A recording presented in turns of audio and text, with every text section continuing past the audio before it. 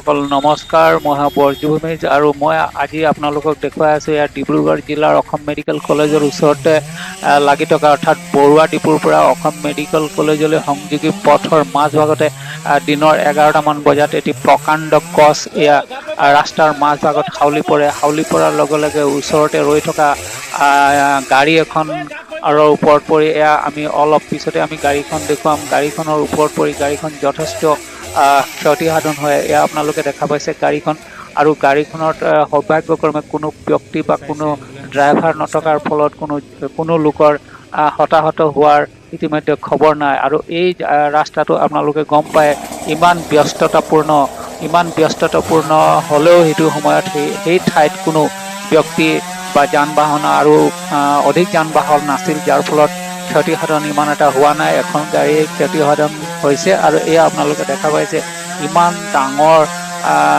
গছ বুলি ক'ব পাৰি, যিটো ইয়াৰ ডাল চালেই আমি অনুমান কৰিব পাৰিম যে গছজোপা কিমান বিশাল আছিল। আৰু এই গছজোপা পৰাৰ লগে লগে যাতায়াত ব্যৱস্থাত নিশ্চয় বিচ্ছিন্নতা দেখা গৈছিল।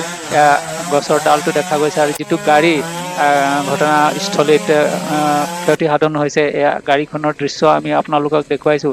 আৰু ইতিমধ্যে যি ব্যস্ততাপূৰ্ণ ৰাস্তা, সেই ৰাস্তাটো মোকলাই দিবৰ বাবে স্থানীয় ডিব্ৰুগড় জিলাৰ প্ৰশাসনৰ লোকসকলে কেইবাখন কোট কাটাৰ মেচিন লৈ ৰাস্তা মোকলাই দিয়াৰ এক আপ্ৰাণ চেষ্টা কৰা দেখা গৈছে।